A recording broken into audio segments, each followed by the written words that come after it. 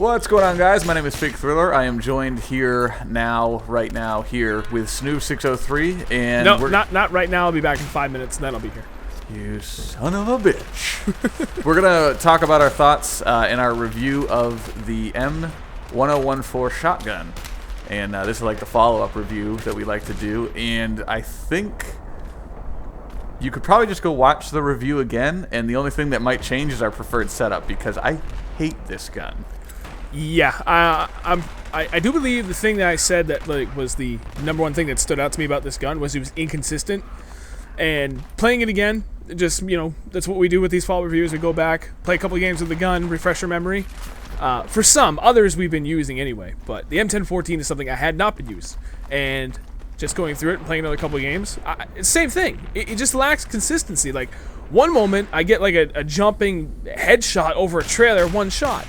And then there's another time I run around the corner, and I get 3 hip-fire shots to the guy's face, because that's all I can see in the reticle, and he's only down to 50%, and then he kills me. It's like, yeah, well, I don't get it. and then pile on top of that the delay between the shot you fire, it hitting him, and then the animation and the numbers popping up on the screen saying that you actually killed him.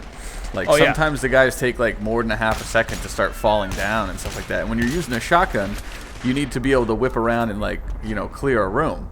So it's like really hard to use, but it's something about this shotgun in particular. It's the inconsistency. It's like you're almost ready for it to kill somebody, so you linger on your target for longer than you should, and it turns the gun into it's like a .75 KD weapon for me, because if I win the gunfight, most of the time I don't win the one-on-one gunfight, and if I do win it, I spend so long either reloading or looking at my now dead opponent, trying to figure out if he's dead, that I get shot in the back or in the side by somebody else. Yeah, that was the thing that I really had a problem with was, you get off like 4 or 5 shots, and say that's it. Actually, say you go with extended mags, all 7 shots, and then you just you hold your breath for like a full second. You're like, did I get it? Did I get it? And then all of a sudden the guy falls down. I can't deal with that, because I'm like, what do I do now? What do I do? Is he dead? Is he alive? Yeah, and that sort of brings me to the mistake I made in the review. I actually recommended, I think, the laser sight and extended mags, which happen to be in the same category. Yep, you're dumb. If I'm not mistaken, which, sorry guys.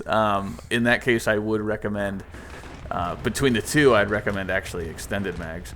But ironically enough, the setup I just found that I liked the most is with a tactical light.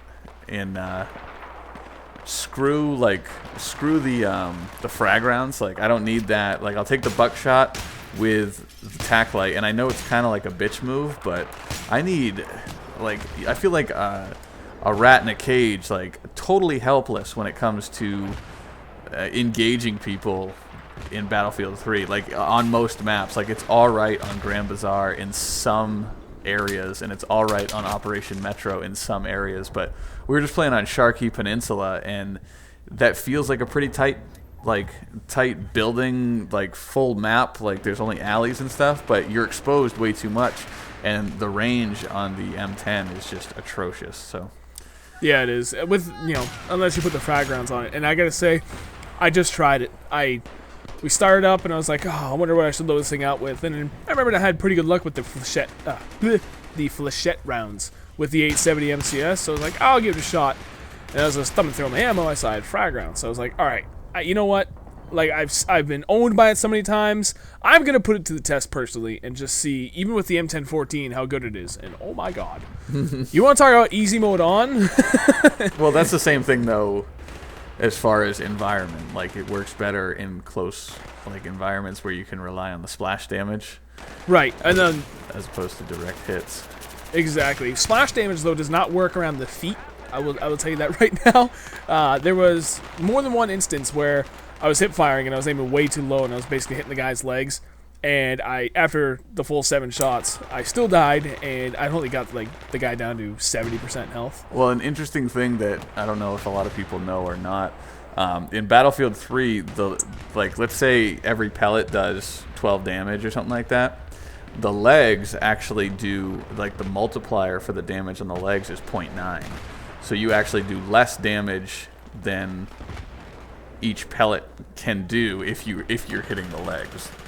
I actually really like that a lot, because that was the one thing, and I don't mean to bring it up, but it is relevant to the situation or the conversation. That was the one thing I absolutely loathed about Call of Duty, where you could get shot in the foot twice and you died. Yeah. Like, that doesn't make any sense. Even in real life, dude, you could fucking shoot my foot off with a shotgun and I'm not going to die unless you just leave me there to bleed out. It doesn't work like that. So I did not know that. You have taught me something new today, and I'm very happy to hear that. That is good news. And that actually, like, so that really affects, I mean, it's hard to do the math with the shotguns because it's firing out so many pellets that should be lethal because there's so many of them and they do so much damage. But it's something with the spread pattern on the M10, like, it's just atrocious. And whether you're pulling all leg shots or something, but like Snoof said earlier, I had so many encounters with people where I would fire 2, 3, 4 shots at someone, and I'd either just barely get the kill, or I would die, and they'd be left with like 30% health. And I'm like, what is wrong with this weapon? So I gave it a 1 star back in the original review, and I'm sticking with that. Like, it's something about that shotgun makes me feel especially vulnerable, just knowing that I can't get the work done with it. And I would pretty much use just about any other gun or shotgun over it. Yeah, I don't personally. I can't remember off the top of my head what I gave it. You gave it a 2. I gave it a 2. Oh, I give it a little more credit than it deserves. It has no range. It's inconsistent at best. 7 rounds is pretty good, but with a semi-auto, you're gonna rip through it so fast. Yeah. I don't know. It's the inconsistency that gets me. Like, even the 870 MCS is a much better shotgun because you can rely on it. The M1014, there's no other way to put it. It's just bad and it's inconsistent. Like, at one point you get a kill, and then 2 minutes later you're in the same exact situation, same distance, everything is absolutely identical to the previous situation. Yet you don't get the kill, and even worse, you only get the guy down to like 60 or 70% health. So it's like, I don't get it. There's something wrong with this gun, and I won't use it anymore. There's so many other guns that are worth your time. The 870 MCS, for example. So it's just, don't use it. There's no reason to use it, to be honest. Right. All right, so that's our little follow-up review on the M1014 shotgun. I don't know if you guys like this. I know a few people said they did in the comments of that review, but if you do like this gun, let us know why, and if you have any problems with it, down in the comments. And I guess we'll catch you guys later. Hey guys, check us out on Twitter at twitter.com/fakethriller and twitter.com/snoof603.